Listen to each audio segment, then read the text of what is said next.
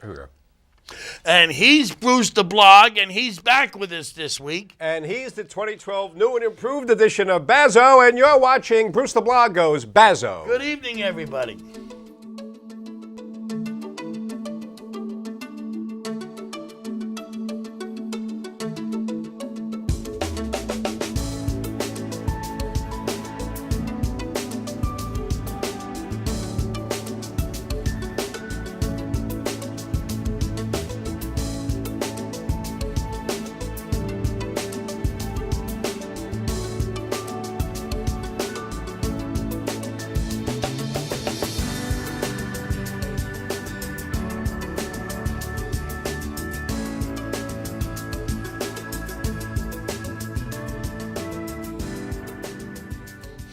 Happy New Year, everyone. Actually, this is not the first Bruce the Blog Goes Bazzo show of the new year, but it is the first show of the new year in which Bruce the Blog is here in the flesh. Yes. And actually, I first want to thank my esteemed co-host, Bazzo. It's just Bazzo. He has one, his name is one word like Garbo, Bazzo, things like that. Madonna, the boss, whatever. You should see me when I wear her outfits. I think it's probably better I don't see you. But I want to thank Bazzo for filling in last week. Now, I'm not implying he filled in by himself for two hosts, but what I am saying is he prevailed upon one of our good friends, Dominic Volpe of Dominic's Cleaners in Peekskill.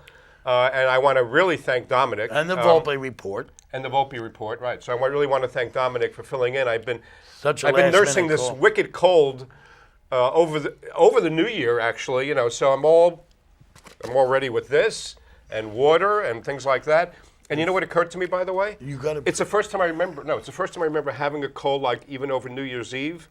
So I can actually claim that my cold now has been running for 2 years. Yes, right? You can. It's like a Broadway show. It's a hit. But, being that you were away for a week, we have to retrain you. Let's introduce our guests Yes, first. I know. That's true. I do need to be retrained in a lot of different ways. Then you can go into your housekeeping. And we do want to warmly welcome our guest, Tom DeChiaro, our good friend Tom DeChiaro. How are you, Tom? It's always great to be here with you guys.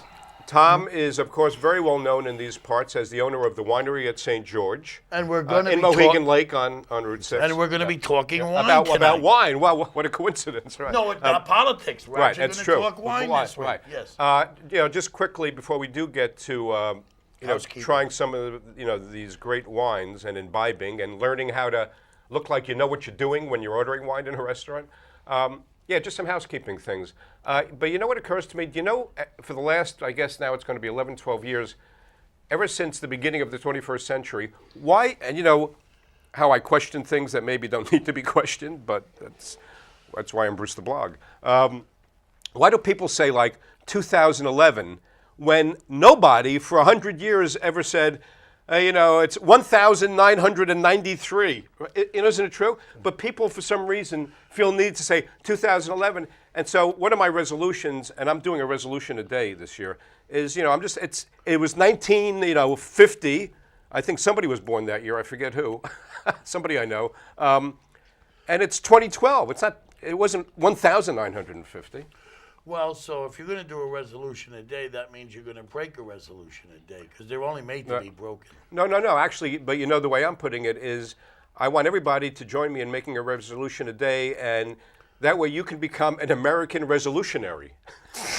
Fight in the Resolutionary War. So you want everybody to say 2012 instead of 2012. Well, all I'm saying is nobody ever said, to my knowledge, or while I was standing in front of them, Happy New Year, 1,996. I mean, but we feel compelled to say 2010. Well, they might have said 1950.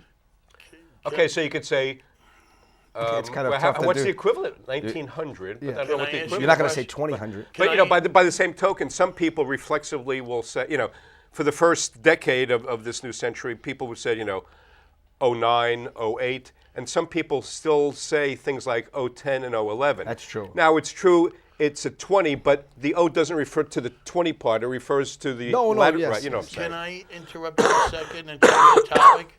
Who's our sponsor? You already did interrupt me, so I guess. Who's our sponsor? Yes, housekeeping means you take things one at a time, Bazzo. No, the sponsor's got to come before you. Okay. Before Yes, your thank you. shameless promotions, That's true. the sponsor has to come first. And actually, we could be infringing on somebody's copyright because I think it's Marsha Clark, very, very good PR person in these parts. Her company's called Shameless Promotion. So, Marsha, I apologize, but I think we just gave you a plug. Okay, and we are brought to you, of course, by the Penny Saver, Chase Media Group, and our producers are Carla Chase of Chase Media Group and Frank Rich, and we thank them for putting up with us on the show every week.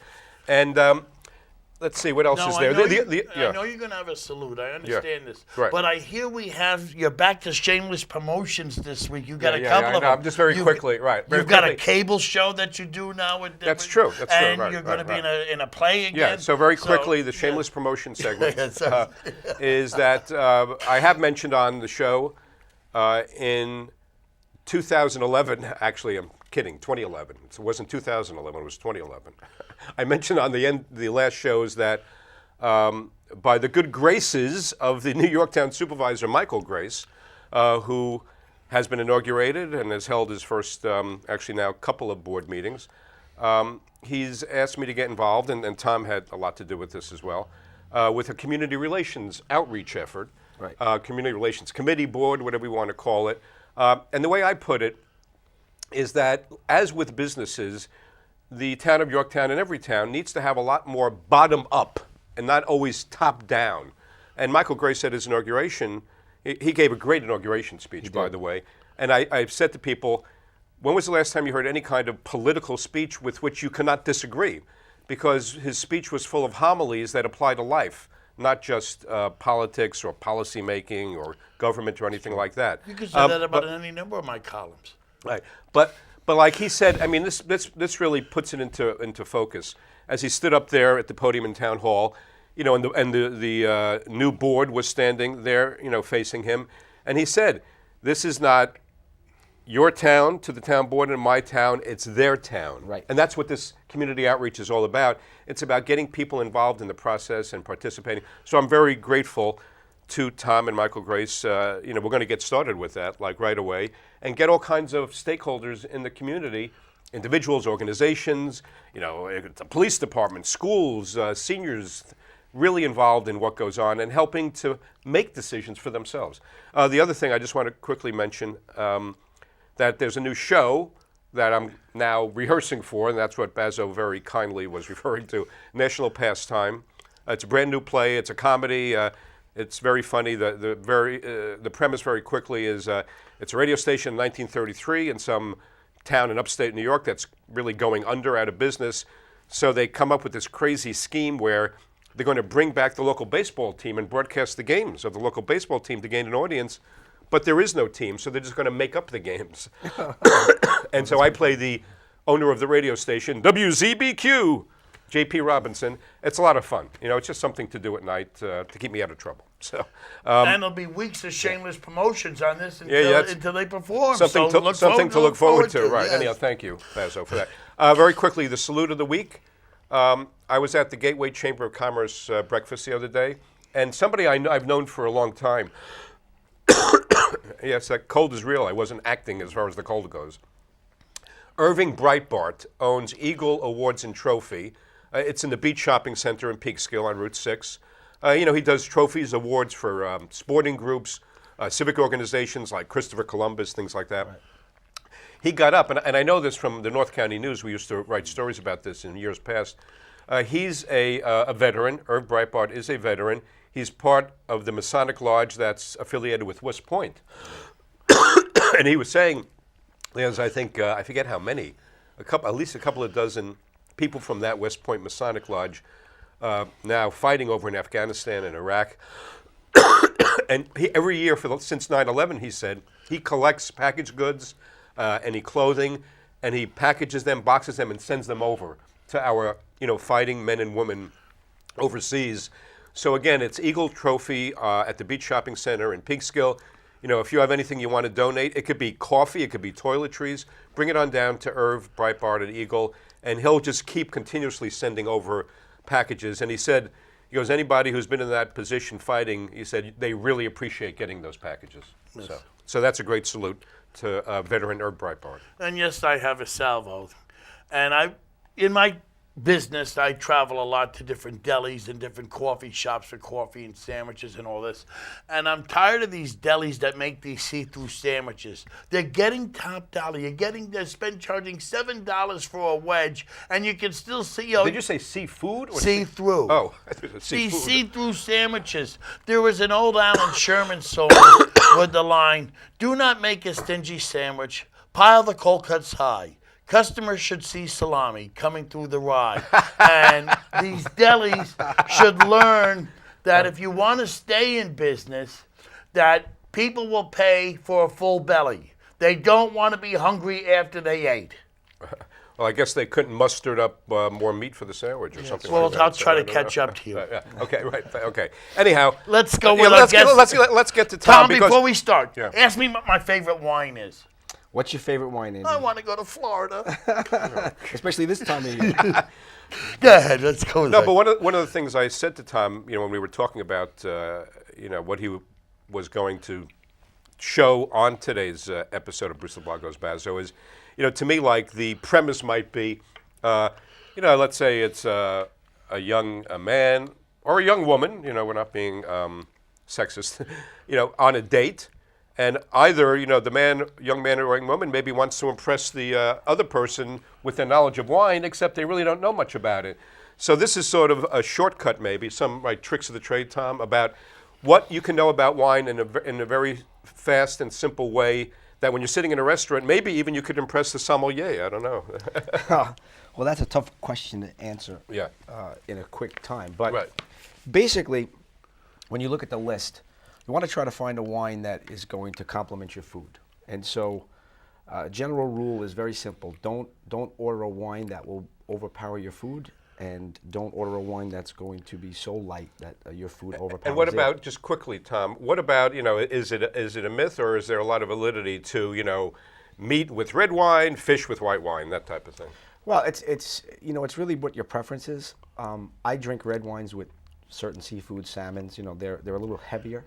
And I may drink a Beaujolais or a Burgundy or Pinot Noir, which is a lighter Is red. overrated, though, about the wine not overpowered? Why don't you just drink what you like? If Well- you like Chianti, if you're a Chianti drinker, like the old guys were when I had liquors, you have it with everything. They had the jug on the floor and they put it there, and it didn't have to go with this is what they did. Why is it so important to match the wine to the meal? It's not Or pairing. It's not necessarily in. You really, everyone should do what their preference is. So there is no hard set rule. However, if you're eating something light, if you're eating tilapia, and you have Chianti, you're going to overpower the fish. So what'll happen is you're not going to get the same enjoyment. Think Right? maybe Food is supposed to be an enjoyment. Think maybe right? the food was the afterthought, it was the wine they were after to begin. Well, No, because I remember when with Chinese food, one of the biggest compliments to Chinese food was the wine Green Hungarian, because it didn't it was very light. I don't even know if they make it anymore. But there was a great wine to have with Chinese, a white wine. It was light, tinge of sweet, and anything with Chinese, this was a great wine. Well, the other thing, and the way to give people a good frame of reference on this, is to actually have them taste certain wines with some foods. And Well, you do wine tastings. How do you do this with the people? well, we do it in a bunch of different ways. One way is we usually ask a customer, what are you interested in? What do you normally drink? And they'll give us sort of an idea. I like sweet wines. I like dry wines. I don't like oak. I don't like them too dry. Those types of Ripple. Yeah. So we try to then make them taste a few wines that we think will be within their range. And a lot of times we take them out of what their normal range is. Right. Because I'm noticing glasses, I'm noticing those little bottles, and you got a couple of bottles by your feet over there. So we're at a wine tasting. I assume you've set up. What Tom's trying to say is he likes to take people out of their southern comfort zone. That's Yes. correct. Right. That's exactly right. That's right. I can't even. You got me on that one. I'm stumped. But apparently we're at a wine tasting right now, and these are the things you bring to the wine tasting. Well, this is all part of a wine tasting course. That's I what I'm do. saying. Yeah. So what and to Bruce's question before about all the pomp and circumstance around ordering a bottle of wine in a restaurant, which is kind of interesting when the waiter, and I'll do this for you guys, so just you can get a sense. You order a bottle of wine off the list, and the wine steward or sommelier will come over and present you with a bottle like this. And the purpose of that is to make sure that the label is correct, the wine is correct, the vintage year is correct. And you also want to feel the temperature of the bottle. Oh, okay. Because you want to make sure that the red wines are not too warm and the white wines are not too cold. Now, when they say room temperature for wine, isn't the fact that when they talked about room temperature, the room temperature in those days when that term... 60 to 60. Yes. It wasn't supposed to be 80 or not, right before it was central heating. So a red wine is not going to be spoiled by being in that 60... Cool. That's correct. That cool area. 60 to 65 for red wines is a general rule, 45 to 55 for white wines. If white wines that come directly out of your refrigerator are too cold. Right. I know you said in the one class I sat in on, remember you were saying it kills the taste. It kills the taste. Yeah. So then what we do is we use these little aroma jars because, when they pour the wine, they give a little swirl, everybody smells. What is the point? I love the pomp like it. Yeah, it is. Yeah. And I'm saying to myself, I remember when I was in the bar business, we just poured it in the glass. And you just drank it. And you drank it. There was none of this stuff. And nobody ever said, take it back. Let's do a little test, all right? I have isolated 4 aromas that you might find in wine, all right? And I'm going to just ask you to smell them. Of course, I have a cold, so this really will work well for me. They're rather strong. Smell the jar and see if you can tell me what you think it is. I think it's 33. No. Number 33. Don't tell Andy. Let him. I'm not telling him because I have no clue. I mean, I could smell something. I'm trying to identify the aroma. Camay. I mean, no, this has got me. It smells floral. All right, so now I'll tell you what it is, and you tell me if it. Smell it again. It's chocolate. Cocoa. Really? I was going to say. I was going to say coconut, but I'm a diabetic. That's one smell I'm not used to anymore. Being a diabetic. You smell cocoa now? I was going to say coconut, but that's not exactly. No, it's chocolate. It's actually chocolate. Yeah, now that you say it, of course, yeah. All right, so I'll make you smell one more, because I'm just going to give you a sense on. And one of the things I've been doing lately, seriously, is eating. What's very, very healthy to eat is 70% dark chocolate. All right, now I eat 85% dark chocolate. How did I used to do this in the old days? You recognize it at all? No, I don't. Okay. I don't recognize. You smell something? I smell something, but I can't tell you what. All right, so let me tell you why you can't. I could never pass the smell test. No, let me tell you what the problem is. We are so used to using our eyes when we smell. Well, yeah. That we don't train our brains to use just the nose, and that's why when you pick up a wine and try to smell something, and someone will say, "I smell cinnamon," and "I smell clove," and "I smell berries," most people don't get it because they're used to seeing what they smell, and wine is just a liquid in your glass. And so what we do in the class is use these jars to help train you. So what is that? People are wanting to know. Is it fruity? No, it's butter. Oh. Now smell it again.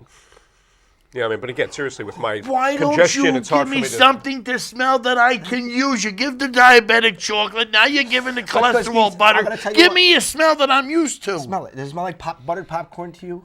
What do you mean? Now I'll grant you. What do you mean, like exhaust fumes? Whatever, anything. You'll give me a smell of something that I probably eat or drink. I'm going to give you something that you absolutely should know. Okay, this is fine. Because like I said, so far you're giving me 2 things my doctor keeps me away from. You should absolutely know this. Ooh, wow, that's sweet.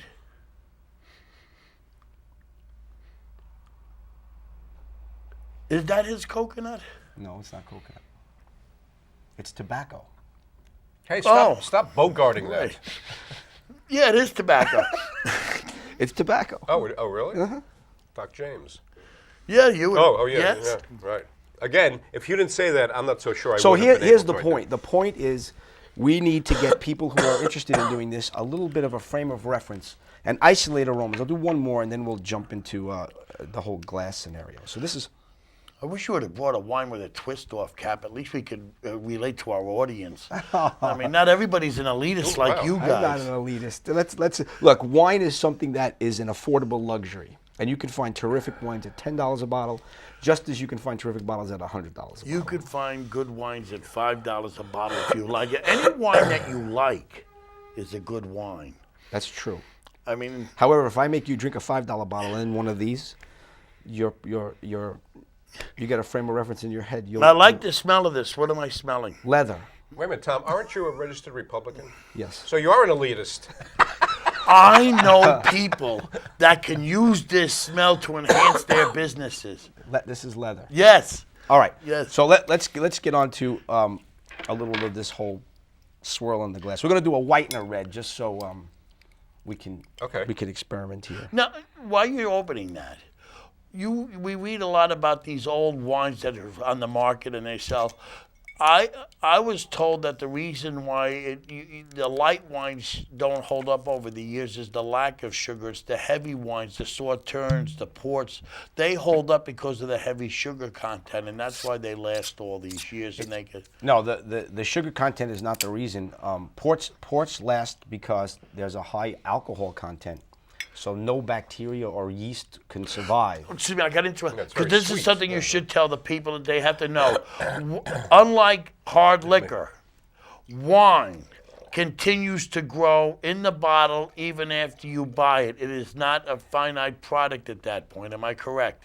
That's correct. To tell the people, they have to know this, that when they buy one, They grow or age? Age. well, Age, grow, right. grow, age, Yeah, right. but the So- point is it's not finite like hard liquor. Correct. So when you have a wine in a bottle with a cork, a natural cork, the cork will allow oxygen to breathe in the wine, which is why you lay a bottle on the side so that the cork stays moist, doesn't dry out. So you're not a fan of the plastic cork then? No, not a, I'm not. I prefer a the plastic synthetic, cork. Yeah, the synthetic quartz, cork. yeah. Over, I prefer a synthetic cork over a screw top.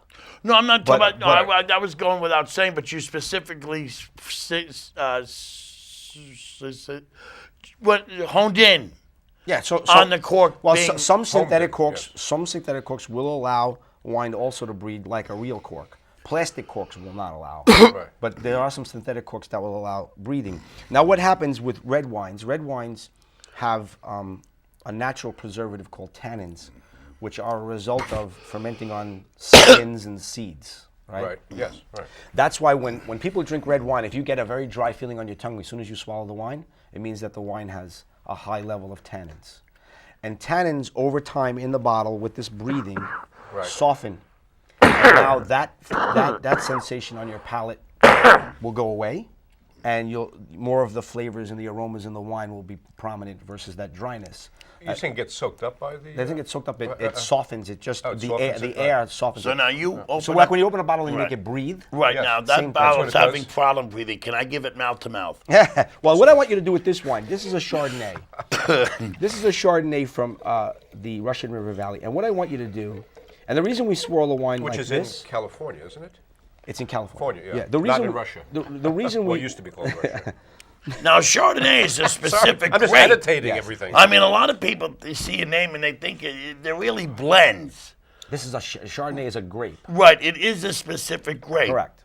So the reason we spin the glass is we want to bring air into the wine. It'll help the aromas. Now you should be able to smell like a toastiness and a buttery texture in this wine. Smell. And the reason is that this Chardonnay is aged in French oak for 11 months. And so that'll bring a toastiness from the barrel and the buttery sensation when you swallow the wine. So if you take a sip of this,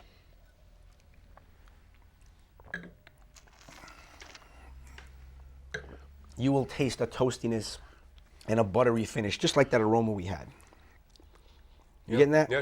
Yes. Yeah. And so that is a byproduct of this particular style of grape aged in oak. It tends to be a heavier white wine, higher alcohol content.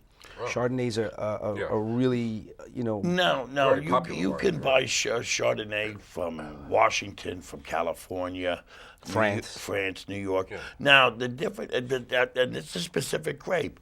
It's the soil they're planted in that gives them their distinct flavor that separates them from each other as Chardonnays. Am I It's right? not only the soils, it's also whatever's surrounding, the environment that surrounds grapes.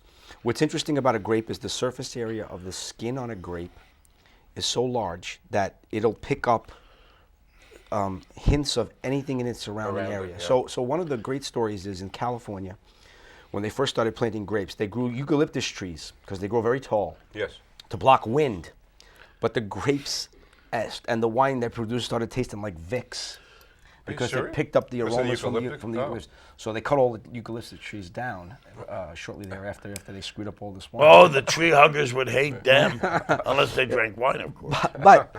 But so the grapes will pick up from the surrounding area, and most important for a grape is sun exposure. So large sun exposure. Now, if we did, let's say, Sauvignon Blancs, and we did one from California, one from New Zealand, the New Zealand Sauvignon Blanc will have like almost a bell peppery taste, Right. and the one from California will have more of a citrusy So what taste. makes Oh, the wines interesting. from the Finger Lakes so unique? The Finger Lakes create a microclimate there because even though it's cold north in New York, the Finger Lakes, the water is so deep, they don't freeze. Right. Those lakes don't freeze. And so even if it's cold, the vines survive in the weather because of the warmth coming out of the water. And so they classify that as sort of a microclimate around water.